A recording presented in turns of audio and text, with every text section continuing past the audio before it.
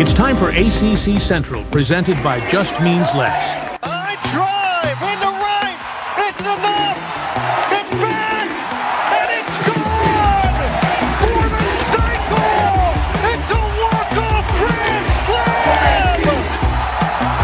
Florida State wins it. Hosted by Monty Taylor. In the air, center field. Moore is under it.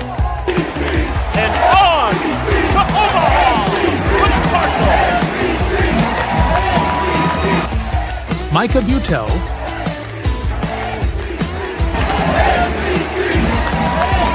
Fly ball driven into left field. Spin. Does he do it? He does.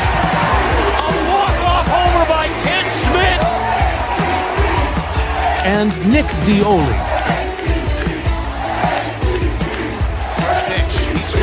Gets it down. Here comes Mac. He is safe. And Boston College wins. That's ball off the plate for 2 balls, 2 strikes.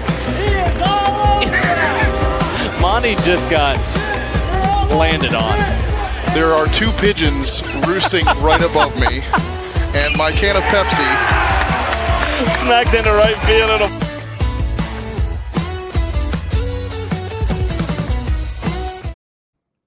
Welcome back to another episode of ACC Central. It is episode 2 of the young season. We are 18 days away from the college baseball season. And Micah Butel, Nick Dioli, both joining me. We're talking the Cal Golden Bears today, the team that was on the field hitting when I was getting pooped on by pigeons, as you guys heard in the intro video in the ACC tournament. Nick, how's it going? Great, man. I'm excited to talk some Cal Golden Bears. Yeah, couldn't be better. Micah, are the 6 a.m. Cal Golden Bears the best baseball team in the history of baseball?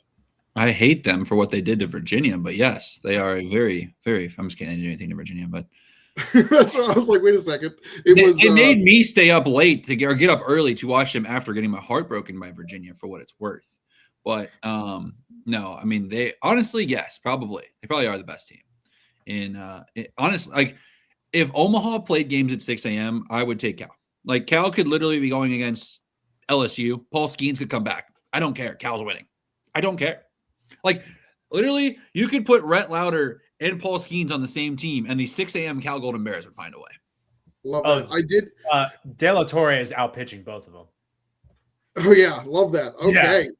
Love that. All right. So last year was Cal's first year in the league. They finished 16th, but as we just stated, the 6 a.m.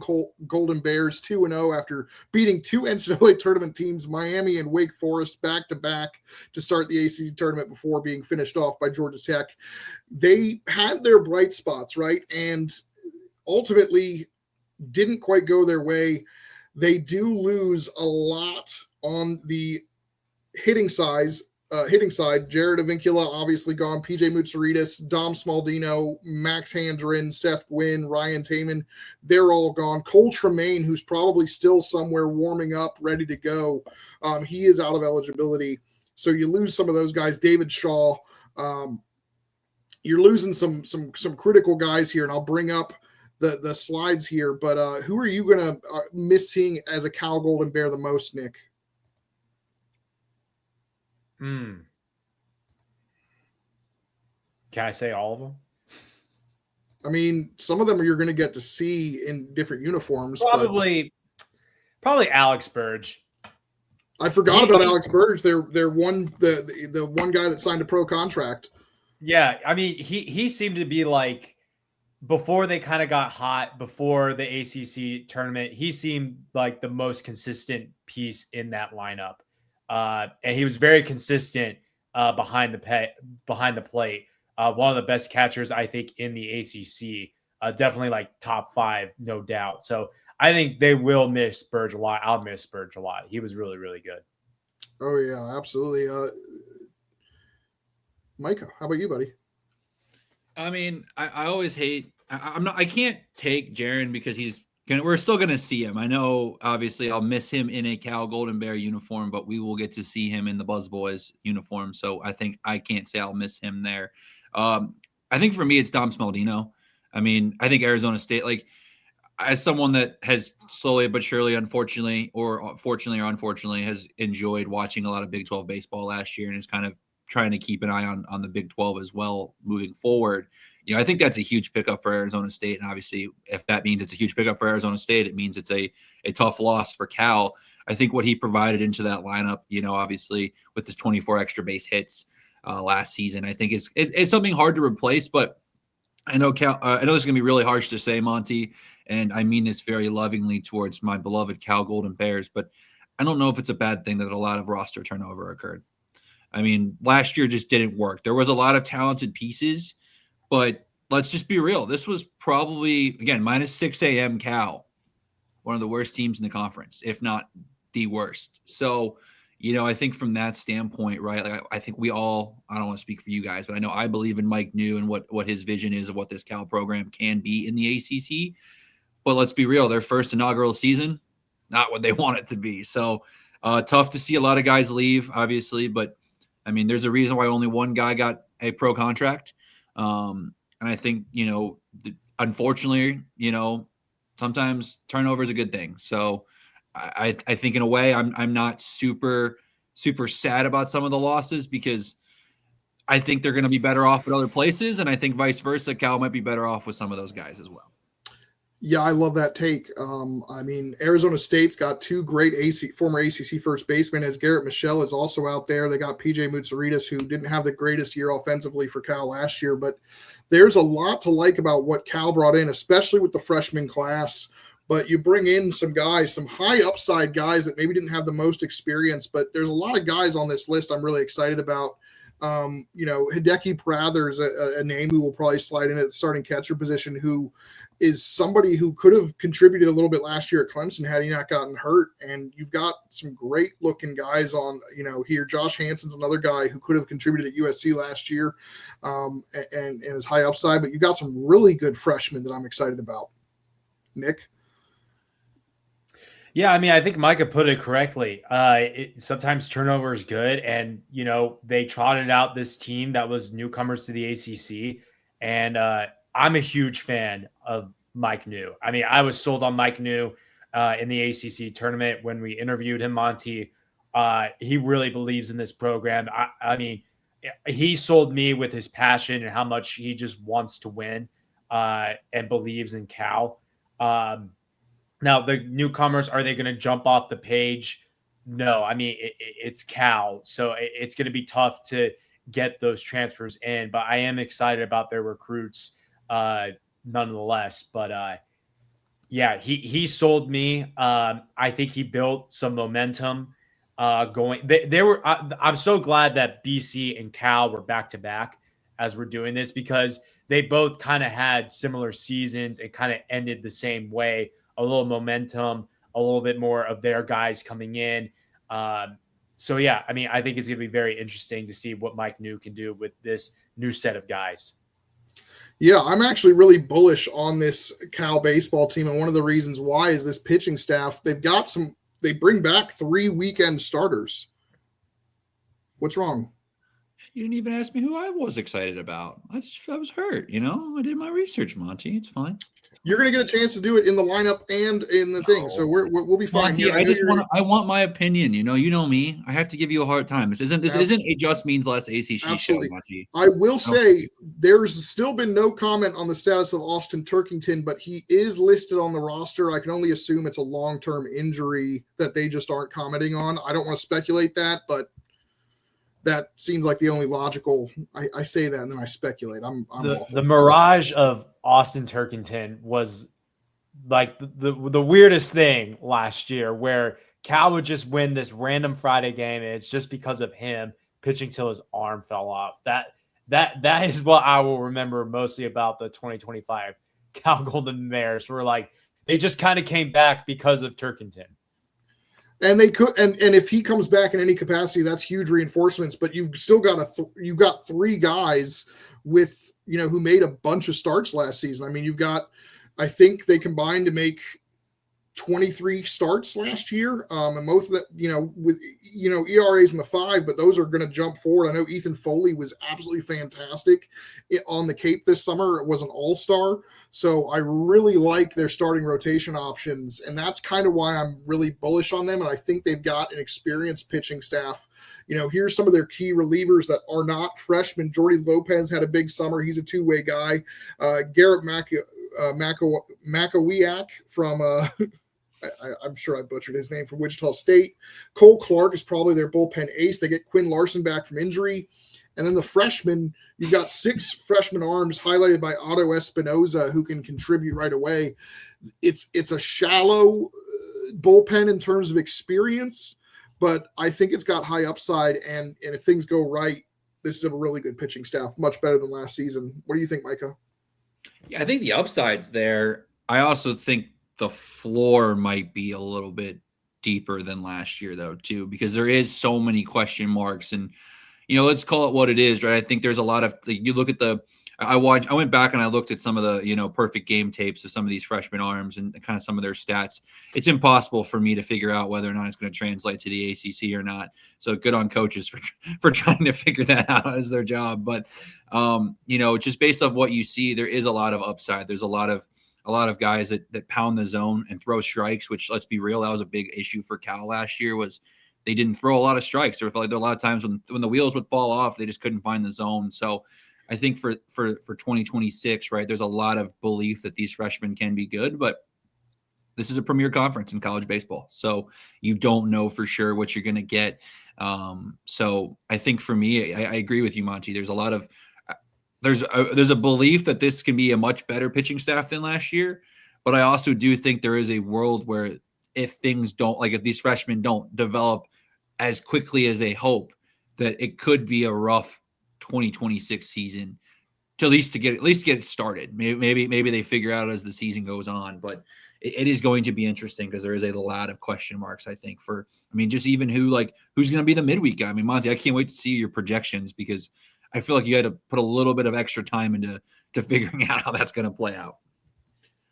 Jordy Lopez is who I put in as the midweek guy. Cole Clark is the relief ace. That's kind of the guys I look there, and then trying to figure out which freshmen might be the guys. 5 of them ultimately made the list here as key relievers. So you're relying a ton on freshman arms, and that, like Micah said, that could mean that it's a much better pitching staff. But like he said, if they don't come along, all of a sudden that's a really shallow pitching staff. Nick? Yeah, I think the rotation is better than last year, but I think Micah hit the nail on the head that the floor of this pitching staff could be, almost basement dwellers. So there's more upside, and you kind of have to hope your starters can go the distance and kind of ease in your new, relief pitchers. My question is, Monty, when Turkington comes back, they're just going to probably ease him in to the bullpen. So, if the Turkington that comes back that we know and love can get into the bullpen and kind of, work his way back in, that could be really, really beneficial to a bullpen that doesn't have a lot of experience. Absolutely. And he was a former closer for them before becoming, the ace of the staff last year. So it's going to be really interesting to see. I like what they've got on paper. I'm a believer in the ceiling more than the floor in this case, but you guys have really you've hit the nail on the head with what the issue could be in the pitching staff. Moving along to the lineup, the catching, they lost all 3 of their catchers from last year. They do return one, though. That's Kalen Applefield. He is probably going to be in the lineup regardless of whether he's behind the plate or not. He can also play left field.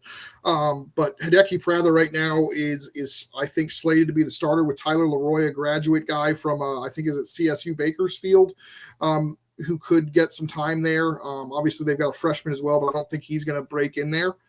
And then I'll bring along the rest of the infield here. Gannon Snyder, I think, is going to play first base, Wichita State transfer. And I think I said Makowiak was a Wichita State transfer. He's a Georgia Southern transfer. Jacob French, I think, is going to move in from the outfield, play second base with a very good defensive guy behind him, Nikau. And then Cade Campbell's switching over to shortstop, and then Daniel Murillo at third base with a couple freshmen behind him. Micah, we'll start with you since you didn't get to highlight anyone you were excited about originally. Who on this in this group is someone you want to highlight? If I can cheat, I want to do two because one of them was going to be a newcomer and he's not listed as a starter, but I wanted to provide some insight. So Taki Nakoa, I probably said that wrong and I'm so apologetic in advance, but I actually reached out. He played at Lander, Monty, obviously a D2 school down there in Georgia.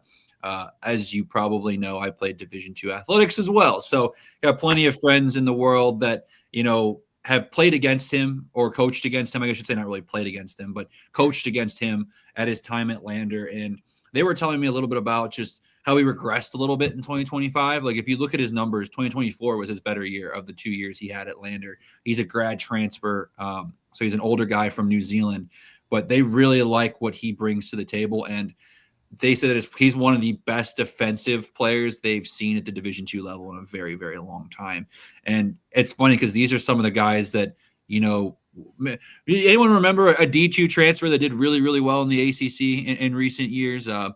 They spoke about him in a very similar mindset from a defensive standpoint, especially. So I think you're right. I think Jacob French is probably going to hold down that starting job to start, but he's someone that provides some depth and he can play different positions across the infield. So I think when you get a D2 transfer like that, a grad transfer, just to provide some depth, even, I think that's going to be huge for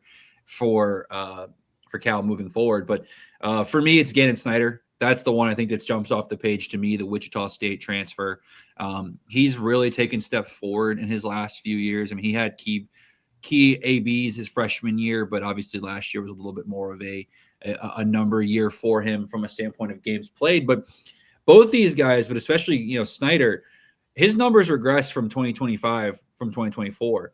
Now, granted, he had more appearances, he had more RBIs, he had more extra base hits in 2025, but his overall numbers went down kind of drastically. But again, he also got triple the amount of ABs. So, the numbers kind of scream. He was a higher strikeout guy. I think that's something to see if Cal can maybe work with him kind of limiting, because his strikeout to walk ratio was a negative 14 with 26 strikeouts and 12 walks last season. But he's someone that, again, kind of started to really come on the scene too late for Wichita State down the stretch there. He had some really good weekends with in those last couple weekends against Rice and Memphis. So I think he's someone I'm excited to kind of see fit. And I think that's a key spot for Cal to kind of replace, considering I think you kind of know what you're getting with Cade Campbell at short. And even obviously, behind the plate, you've got, Kalen Applefield that can probably DH. So you're going to really need some offensive production from Gannon Snyder, I think, to make sure that Kalen Applefield can be more of the DH than necessarily the first baseman that just is there for the lineup portions of it. Absolutely. Nick, who do you want to highlight? And then I'll kind of wrap us up on the infield. Do you guys remember the deepest position in the ACC last year? No. Monty, he's your guy. Shortstop. What? Shortstop? Yeah. All the guys played shortstop last year. That's true. Yeah. So I'm going with Cade Campbell. He was one of the most underrated. I thought he was underrated as heck last year at third base. Yeah. And I think this is going to be a big year for him. Honestly, I mean, he's the only senior on this, on your projected roster right now, or I'm sorry, your projected lineup right now, Monty. I think the big thing for Cade this year is his strikeout to walk ratio. He could be like a Merrick Houston type in terms of what he can do at the plate. If he can bump up the power a little bit, if he can get the strikeouts down a little bit, this is a guy that can really lead the infield and kind of get some more guys on base. So I'm kind of highlighting Cade Campbell in terms of like the shortstop position in the ACC was so deep last year. Can he be a top 5 shortstop in the ACC? I think it's plausible that he can be. I mean, his average was great, but I would like to see him like get his strikeout numbers down and maybe bump up the power a little bit. But other than that, I mean, I'm excited to see what he can do. Yeah, and honestly, I thought he was going to retain his spot at third base with Danny Murillo moving into shortstop. Danny Murillo is a former D2 teammate of Jacob French at San Francisco State. He's probably going to slide in at third. I'm going to highlight Kalen Applefield. He only had 24 at bats last year, but he had 4 extra base hits. That's 3 home runs and a double. I think his bat needs to be in the lineup. I think he's going to have a big year. I'm excited about him. And then the freshman Jet Kennedy was all over the exit velocity charts in the fall. I think he'll get a chance to play, a little bit there. But you got to like what they've got brewing here. You see a lot of freshmen on the page with a good balance of the older guys. I'm really excited to see how Cal develops some of these young freshmen and gives them opportunities. Looking at the outfield, they bring back Ethan Kadama, who came out late, really offensive or defensively, really, really good. Carl Schmidt, who had a breakout season last year, and then I think helped lead the Cape in doubles, and is going to be a big piece of this lineup. And then Josh Hansen, the USC guy, 4-tool guy, who they're really high on, and then Jordy Lopez and Jackson Norum. Those are big guys. But who do you want to highlight on Nick, very quickly on the outfield side? I'll highlight Ethan Komoda. Average. I mean, again, like we kind of talked about with BC, I'm kind of picking the center fielders here.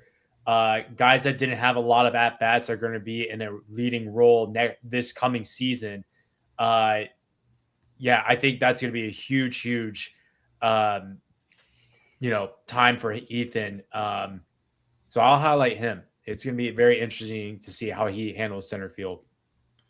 All right, Micah, talk to me. Who's your impact outfielder for the Cal Golden Bears?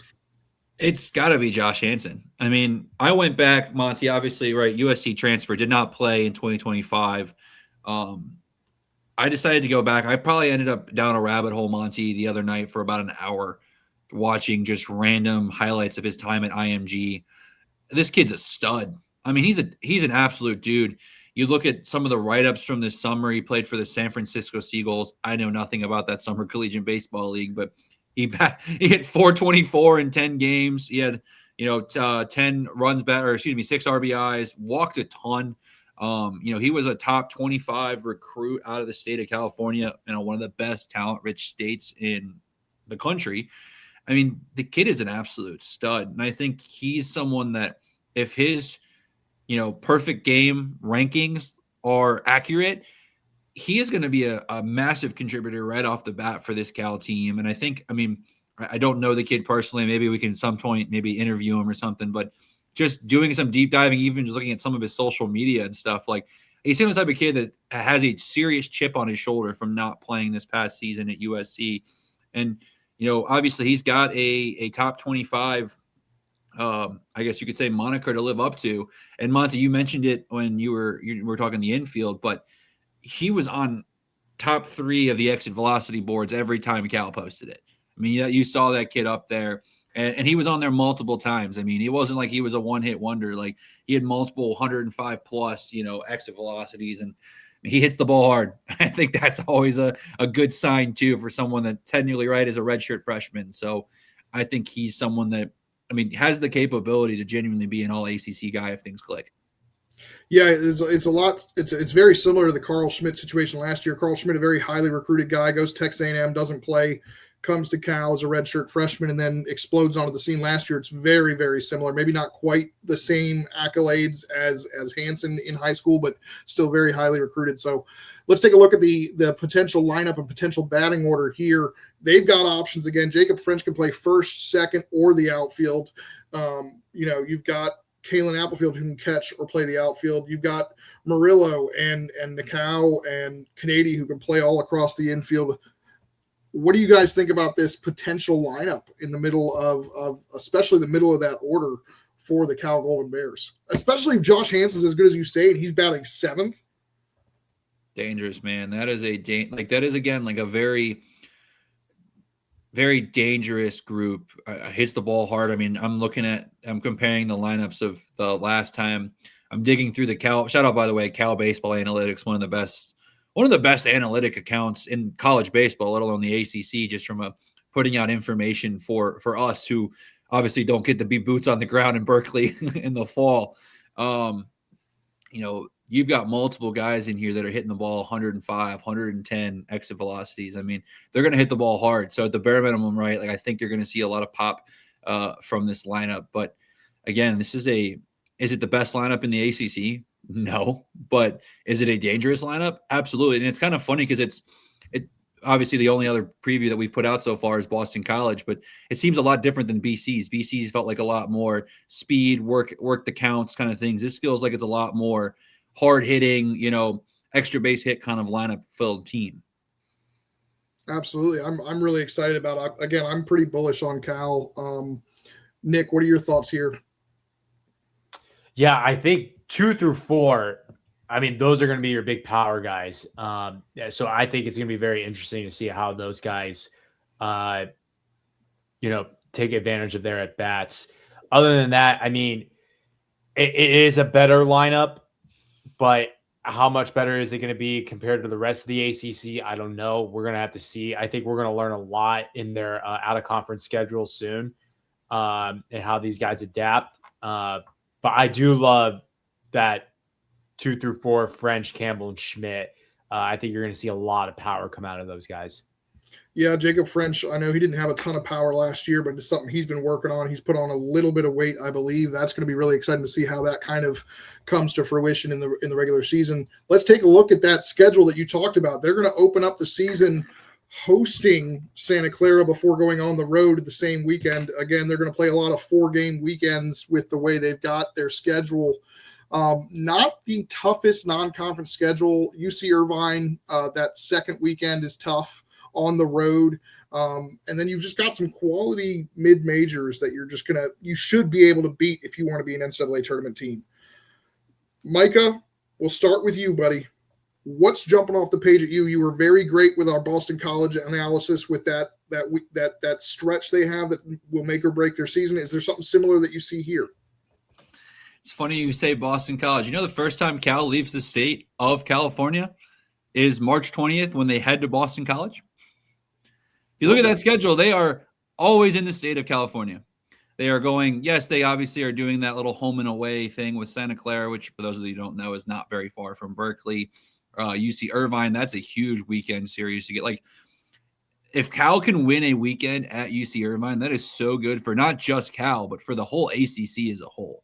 If the ACC, because let's be real, the Big West last year was one of those potential steal and at-large bid conferences. Yeah. So if the ACC can have, let's call it what it is, a middle to bottom of the half preseason team in Cal, take a series against probably the preseason favorite in the Big West, huge for the ACC as a whole, not just Cal. But, I mean, UConn coming to town, I think, is super, super awesome. I love that, the fact they're getting UConn to come out there. But, I mean, I think for me, the series I'm most excited for has to be when Georgia Tech comes to town. That one screams just obviously, right? You've got Jaron Avicula coming back to Berkeley. That's huge. I think Georgia Tech, we haven't done their preview yet, but I think a lot of us are at the bare minimum considering Georgia Tech an Omaha contender, if not putting them in our early Omaha 8. So that's going to be dangerous. And let's be real. I mean, Cal is going to find a weekend in ACC play where we don't think they're going to win. We're all going to pick against them, and they're going to find a way to get it done. And I think that Georgia Tech series could potentially be that for them. So I'm definitely circling that because, it's just one that I'm personally quite excited for. Real quick, am I losing my mind? UConn's not coming. Yeah, they are. March 17th. I don't know if they added after that graphic was made, but they are I'm looking at their official schedule right now, Montgomery. All right. March 17th, they will play UConn in between playing North Carolina at home and then flying out to BC. And it says they're playing them in Berkeley. All right. That's great. Sounds like they've made an adjustment to their schedule. They have not updated the graphic. So thank you for that, Micah, because I was sitting there like, what is he talking about? Yeah, they probably swapped St. Mary's for UConn because UConn was willing to come to them, which I don't blame them because St. Mary's is an easier team to schedule again because they're in the same state. So right. Yep. So 317 UConn, that's a big one for ACC supremacy. Nick, what stands out to you before we kind of wrap this up and talk about our expectations for Cal on the season? Yeah, I'll kind of add a little bit more to what Micah said about the out of conference and all of them being in California, and a lot of them being in Northern California, Irvine, Santa Clara, Sac State, San Jose State later in March, all huge for Cal. Usually it's not unusual that I think we saw Stanford last year schedule some former Pac-12 teams. So they did have to go out of the state. I believe they scheduled Washington last year. So I remember there being a former Pac-12 team that they scheduled. So that's huge that they don't have to leave the state. I think the series that I'm kind of really circling, the Wake Forest series is very interesting because you get to go. You play Carolina at home, so you don't have to travel. But how are they going to handle going out east to Boston College, back home, and then back out east again to North Carolina? I would love to see, it will be interesting to see what their conference record is going into that Wake Forest series. It could be kind of tough going there if you've already traveled out east once, have to go back home, and then go back out east again. You hope, if you're a Cal fan, that they built themselves a decent ACC record by the time they have to do that. And also Stanford. Stanford's another big one. They got the big sweep of them last year. And for them to finish off the season against Stanford, we'll see. That could be really, really huge. Absolutely. They broke Stanford last season. Stanford was riding high going into that series after, sweeping Duke, and that ultimately went the other way. But yes, let's talk about our expectations for Cal. Micah, NCAA tournament worthy. Are they making it in? No, unfortunately.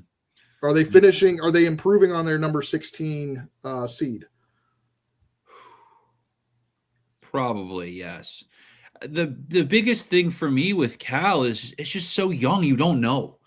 And again, I think the ceiling is NCAA tournament caliber. I think they could be a top half ACC team if everything clicks. But I think there's a better likelihood, or at least there's too much uncertainty right now to think that is going to be the more likely outcome. And again, Monty, I kind of pushed back a little bit on the non-conference schedule being kind of light. UC Irvine, your second weekend of the season, is not a team you really want to play when you're trying to figure out your freshmen. And let's be real, Cal's going to need to have some, their RPI is going to kind of get hurt by the fact they play a lot of home games to start the year against mid-majors. Sac State's not going to be a top 150 RPI team. Neither is California Bakersfield. You're going to have a lot of games you cannot afford to drop a game to in a series. And again, that's great. They're going to probably figure it out. Again, if everything clicks, that's great. But, I kind of don't like that they have to go to Pitt. Pitt's not a place I want to go play if I'm Cal. I'd rather Pitt come to me. I always call those sleeper teams, right? If you're equal to, I think Cal and Pitt are on the same playing field right now based off what I know about them. The fact that series is in Pittsburgh makes me lean that it's going to be a Pittsburgh series win. So when you look at the schedule, I don't like the odds of Cal finding. I think they're going to improve their record. I don't think they're going to be they won how many games last year? 20 games, 24 games.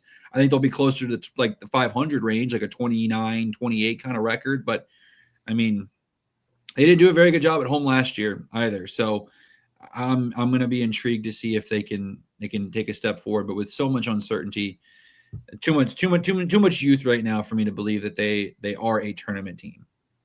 Nick? No, I don't think they're going to be a tournament team this year. It's a shame because I really love Mike New. I think he's trying his best out there. Again, I think 2027, if everyone sticks around of this freshman core, this is an NCAA team.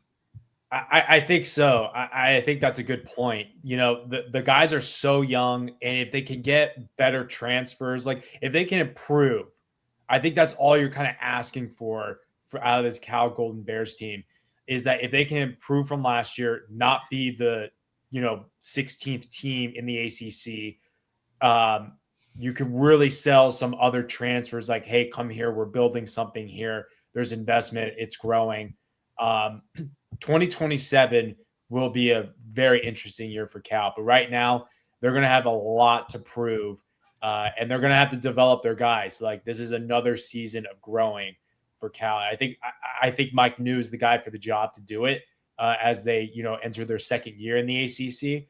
So we'll see. But they kind of right now they're 15 or 16 for me. I'm also really disappointed, Monty, in Cal. They have a lot of 6 o'clock games this year. Problem is they scheduled them at 6 p.m. So if they move those to 6 a.m., I'm going to hammer them. So, Cal, if you want me to change my pick, just change the games to 6 a.m. and I got you. There you go. I'm going to have Cal a little bit ahead of you guys. I'm going to have them pushing for a bubble spot, but I think ultimately they're going to be on the wrong side of the bubble. I think they're going to be in that 11 to 13 team, 13, 14 team range in the ACC. I think they're vastly improved. I'm excited to see them, but that's going to wrap it up here for Cal. Quick question. Can their rotation be a top half rotation in the ACC? Yes. Can it? Yes. Will it? Yeah. I don't know. We'll see. That's going to do it before Nick has any more questions. We'll be back tomorrow with Clemson, the Clemson Tigers, the team that put me in front of a wall. I'm going to say, Monty, are you allowed to do this show? Because I don't know if I can see you during it. We need to do the show with Monty in front of a wall. Like, he can't be facing Micah and I. He needs to have his head turned like this. Absolutely. All right. So we'll be back tomorrow. Until then, it just means less.